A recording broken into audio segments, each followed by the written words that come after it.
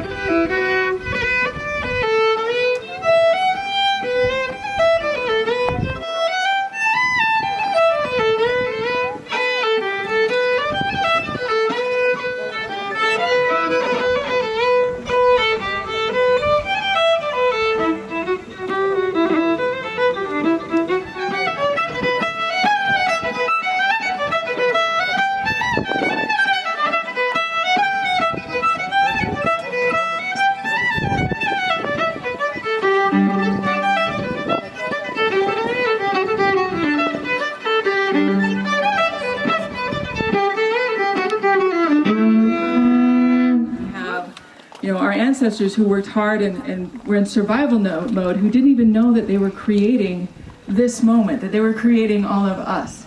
So please, when you're here in the spirit of this event, socialize. Get to talk to somebody that you wouldn't normally talk to who may not be from your culture. That's one of the great things it is about being in Utah. So.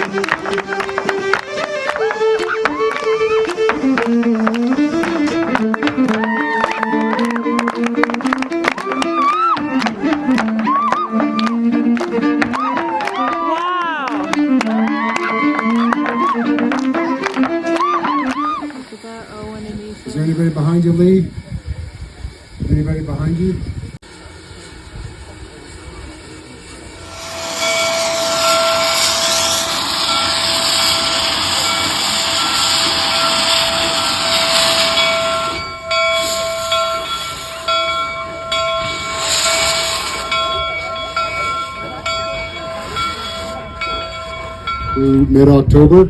So these machines help us tell our story. They're replicas of what was here on May 10th of 1869. So the originals were scrapped. And I'm going to try not to talk over the locomotives because it hurts their feelings.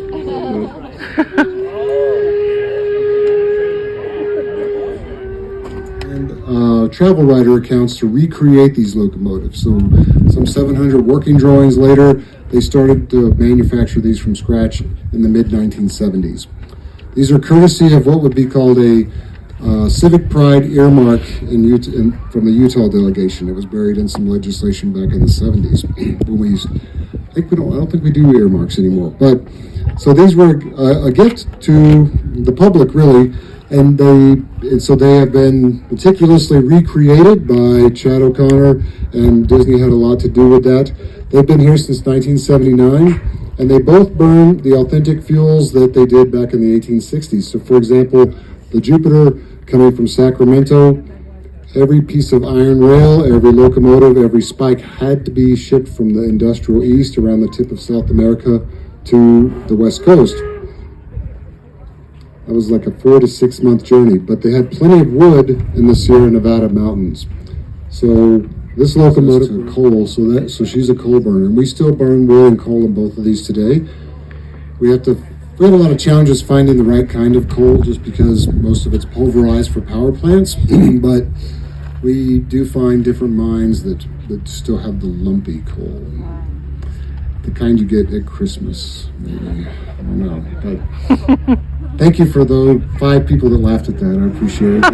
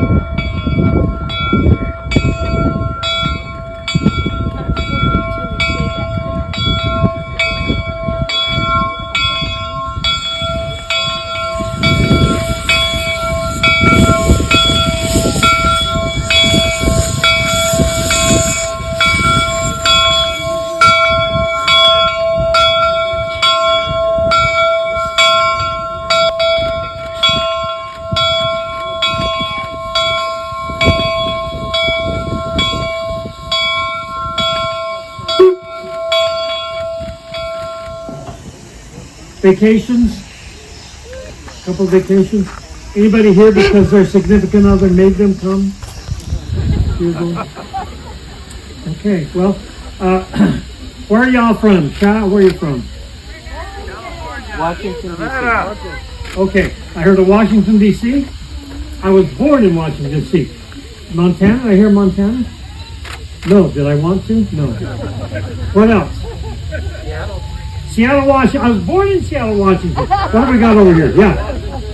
Washington, where in Washington? North of Seattle on the Golden Spike, presented on May 8th, 1869. Pacific Railroad, ground broken January 3rd, 1863, and completed May 8th of 1869.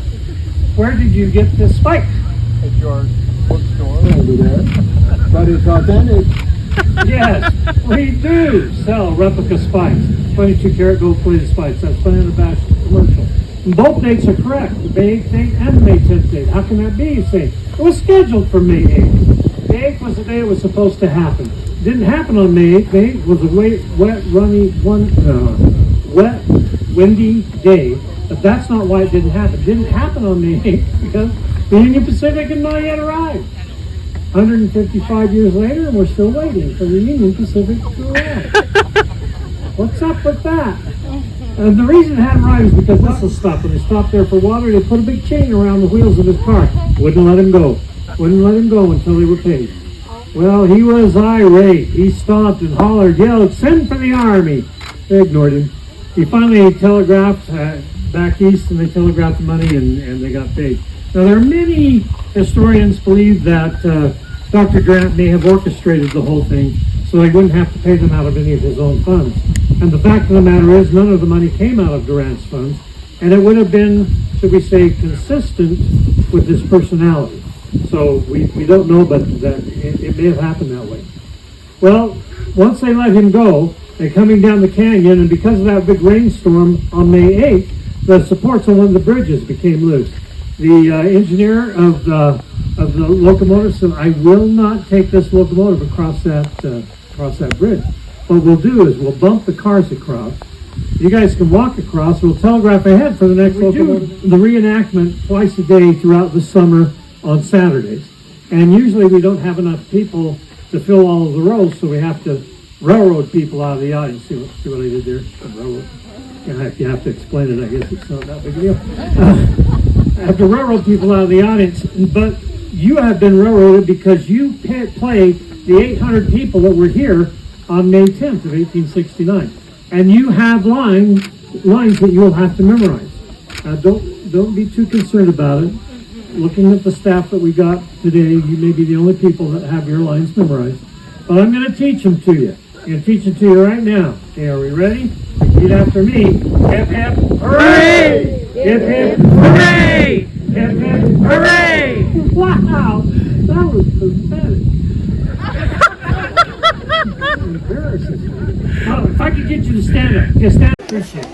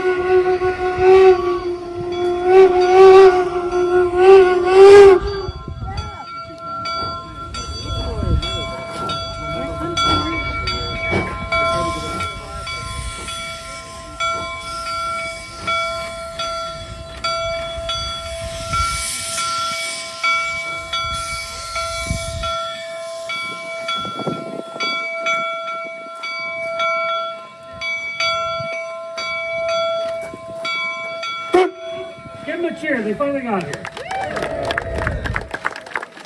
Now the fireman is going to set an emergency brake on the tender. And he's going to get out of the locomotive and take a big safety chain. 1869.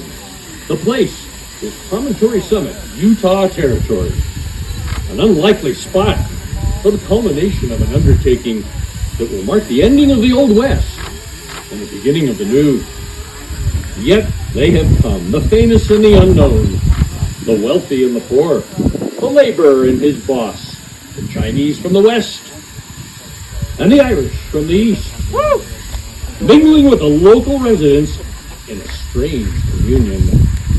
The gathering is both festive and anxious, awaiting that moment of miracle when a common railroad spike, driven into an ordinary railroad tie, will link a continent.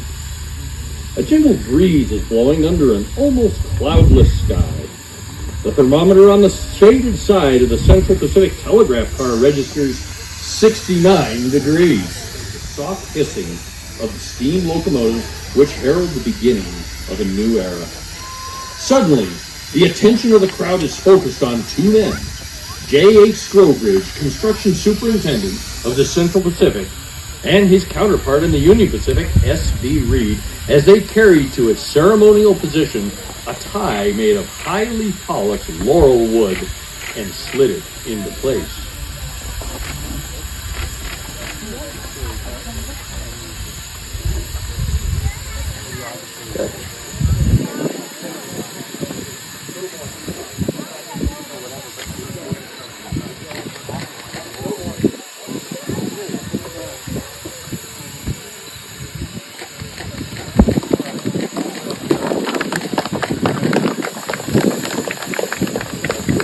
Then, Edgar Mills, a wealthy banker and friend of Central Pacific Railroad officials, steps forward and signals for silence. Gathered here await as the drama of men's hopes, prayers, and dreams begin to unfold this 10th day of May, 1869, and you are here. Ladies and gentlemen, on behalf of the officials of both railroads, I bid you welcome. We are met today to commemorate the completion of a project which is a remarkable example of the vision, the determination, and the labor of thousands of men in a union which this day shall be consummated forever. We are assembled here to link the ends of the earth, to join the raw riches of the American West with the finished products of the Industrial East. We are also met today with mixed emotions, with joy that in a combined effort and a common cause, the brains, the sweat, and the muscle of thousands of men have joined together under the guidance of Almighty God. But it is with profound sorrow that we remember and pay homage to the hundreds of men who gave their lives that we might stand here at this moment and share one with another this sacred occasion. Among those whose presence we are honored to acknowledge at this time include a number of railroad officials in addition to those taking part in the ceremony. We are pleased to have reporters from some of America's great newspapers. From the territory of Utah, among other dignitaries present, is Bishop John Sharp, the railroad bishop, representing Governor Brigham Young. We also Church 10th Ward in Salt Lake City. Of utmost importance is a telegraph operator who will keep the whole United States informed of these proceedings as they transpire. He is Mr. W.N. Schilling, Western Union operator from the Ogden, Utah office. In the presence of the 21st Infantry Band and some of the men of the regiment. They are under the command of Major Milton Cogswell and Lieutenant J.C. Currier. And now, to unite us in thanks, who has traveled many weary miles to be with us today, he is the Reverend John Todd of Pittsfield, Massachusetts. Reverend Todd, thank you. Bulletin. Almost ready. Hats off. Prayer is being offered. Our Father is God, and our Father is God. God of creation and God of promise. Thou hast created the heavens, the earth, the valleys, the hills. Thou art also the God of all mercies and blessings. We rejoice that thou hast created the human mind with its powers of invention, its capacity of expansion, and its burden of success.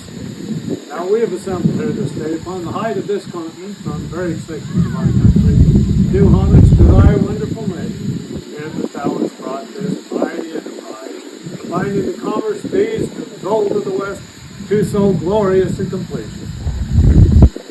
We consecrate this highway for the good of thy people. O God, we implore thy blessings upon it, and upon those who may direct its operation, and upon thy people everywhere. Peace may flow into them as a gentle stream, and that this mighty enterprise may be unto us as the Atlantic of thy strength and the Pacific of thy love. Amen.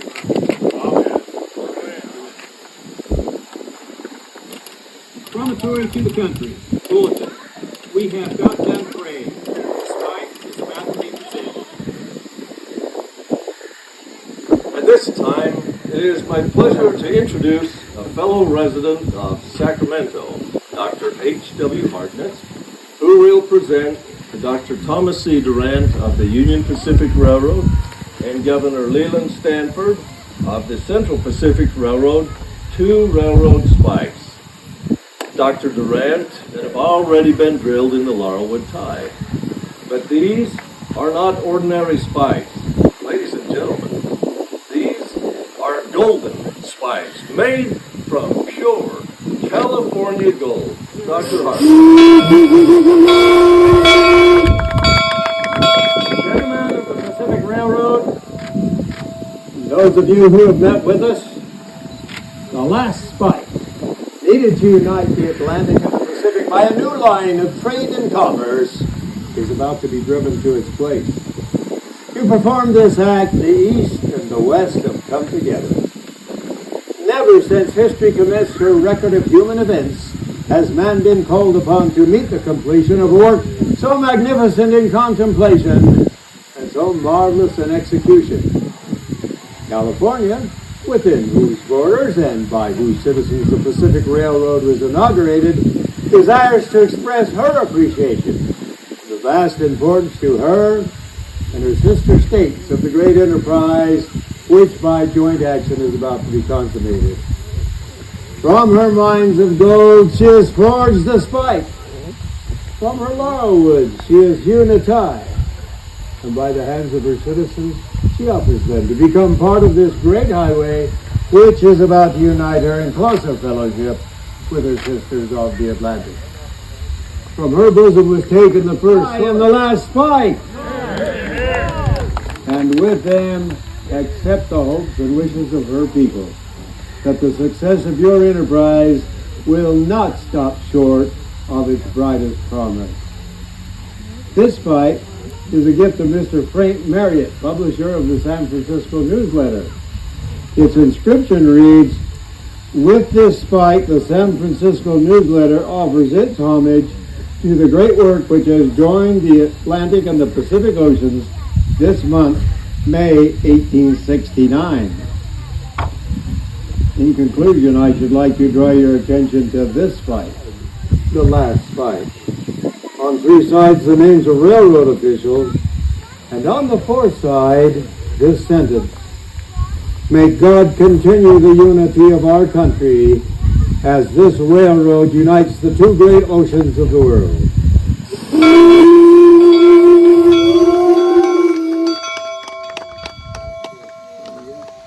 Governor Stanford.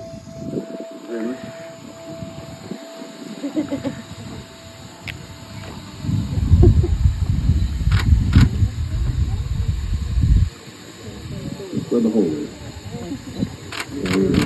Drop it in.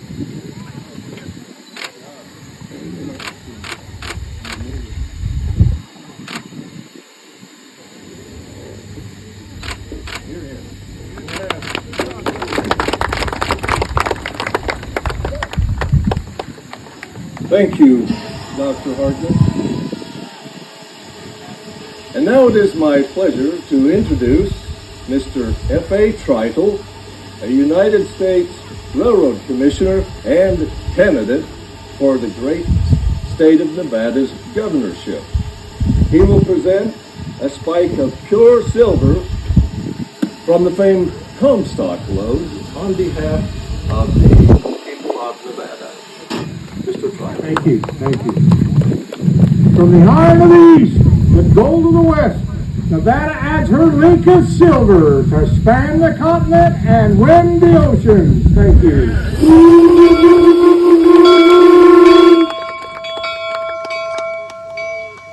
As the newly appointed territorial governor, he was kind enough to delay his journey to his new headquarters in order to make a presentation on behalf of the Arizona Territory.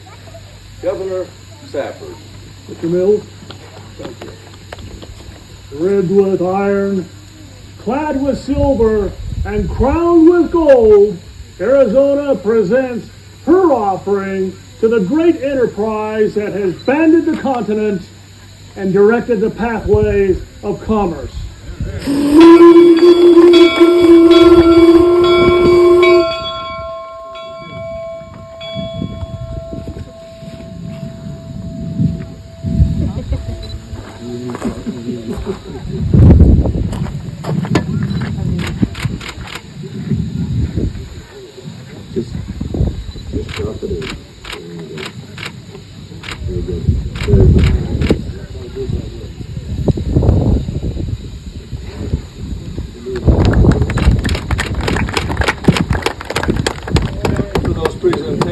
Mr. Tritle and Governor Sanford. And now, friends, it is not only my duty, but my honor and privilege to introduce a man of vision, a man of courage, a humanitarian, and one who is highly esteemed by those of us who call him our friend.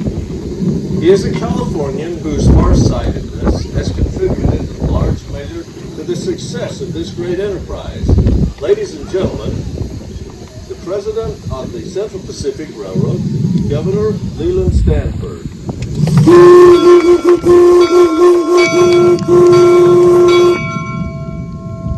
Gentlemen, the Pacific Railroad companies accept with pride and satisfaction these gold and silver tokens of your appreciation of our materials to the entire country, east and west, north and south. These gifts shall find a place in the superstructure of our road. And before driving the last spike of the Pacific Railroad, allow me to express the hope that the great importance which you are pleased to add to our satisfaction may be fully realized. These line of rails connecting Atlantic and Pacific, and affording the new commerce and new transit, shall prove, we trust, a speedy forerunner of increased facilities to travel across this country. Freight will then move in one direction, on one track, and at rates of speed to answer demands of cheapness and time. Cars and engines will be light or heavy depending upon the speed required and the weight to be transported. In conclusion, I'll add, ultimately, we hope to do what is now impossible on long lines. That is, to transport coarse, heavy, and cheap products for all distances at living rates to the trade. I thank you.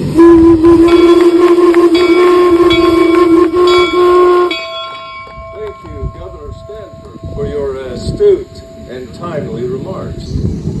We regret that Dr. Durant is suffering from a severe headache at his quarters.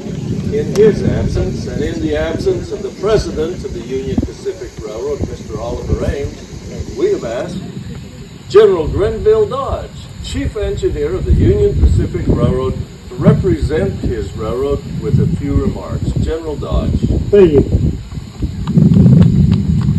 Gentlemen, Thomas Hart Benton, great senator from Missouri, proposed that one day we should erect a statue of Christopher Columbus on the highest peak of the Rocky Mountains, pointing westward, denoting that this is the great route across our continent.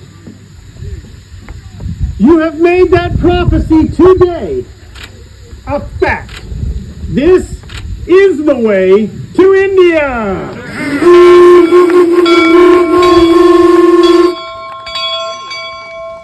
Thank you, gentlemen. That moment which you and the entire nation have been waiting, the driving of the last spike, is at hand.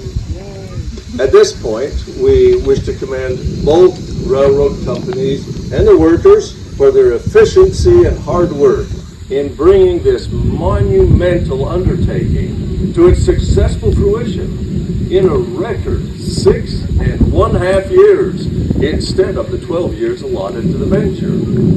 A final presentation in the form of a silver-plated spike mall will be made by Mr. Coe, the president of the Pacific Union Express Company, after which Governor Stanford and Mr. President Durant we'll make a few ceremonial taps on the precious metal spikes with the maul. Mr. Coe. Officials, honored guests, and our friends, it is the honor and privilege of the officers and workers of the Pacific Union Express Company to add our congratulations on the completion of this modern-day miracle. This silver-plated spike maul is symbolic of our good wishes.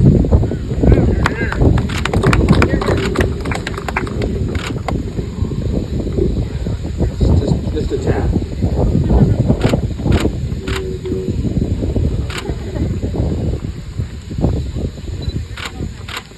Oh, yeah.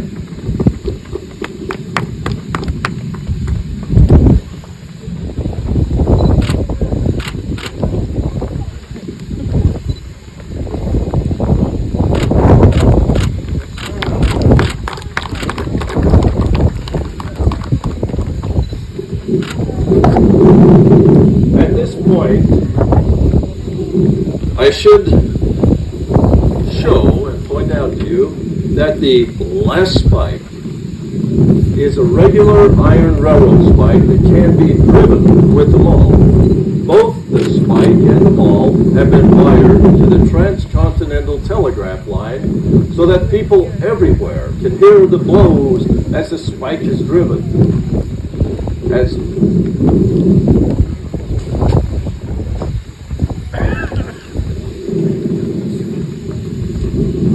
And now, ladies and gentlemen, the moment has arrived. Boston and New Orleans have wired that they are ready and waiting. Indeed, throughout the length and breadth of the country, people everywhere. Mr. Schilling gives the signal that the last spike is driven. A magnetic ball will fall in the dome of the national Capitol. In San Francisco, the fire alarm bells will ring. A volley of 200 rounds will be fired in salute at Fort Point. And in Philadelphia, the Liberty Bell will ring again. Gentlemen, are you ready? Promontory to the country, bulletin. All ready now, 12:40 p.m. Dr. Durant has adjusted the spike. The spike will soon be driven. The signal will be 3 dots for the commencement of the blow. Oh, man. Exactly almost, yes. Central Pacific Transcontinental Railroad.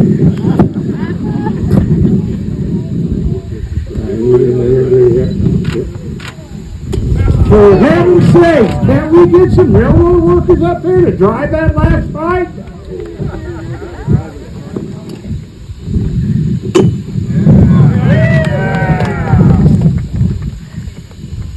Oh, good job. Good job. Promontory to the country. Bulletin. D-O-N-E done.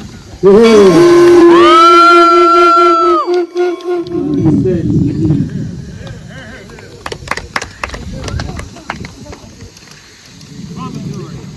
President Ulysses S. Grant. Washington, D.C. and to the Associated Press, East and West. Final bulletin. Promontory Summit, Utah, May 10, 1869, 12:50 p.m. Mr. President, the last rail is laid, the last spike is driven, the Pacific Railroad is completed to its junction, 1,086 miles west of the Missouri River and 690 miles east of Sacramento City, California. Signed, Leland Stanford, President of the Central Pacific Railroad, Thomas C. Durant, Sidney Dillon, John Duff, Union Pacific Railroad. Ladies and gentlemen, I believe this calls 3 cheers for the Union Pacific Railroad. Hip hip hooray! Hip hip hooray! Hip hip hooray! Hip hip hooray! Hip hip hooray! Hip hip hooray!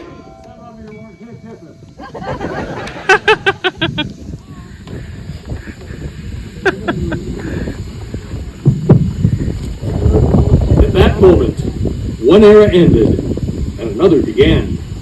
The golden spike became a symbol of hope for a better way of life, with new challenges yet to be accomplished. We thank you, ladies and gentlemen, boys and girls, joining us here today at the Golden Spike National Historic Park, where it is always May 10, 1869.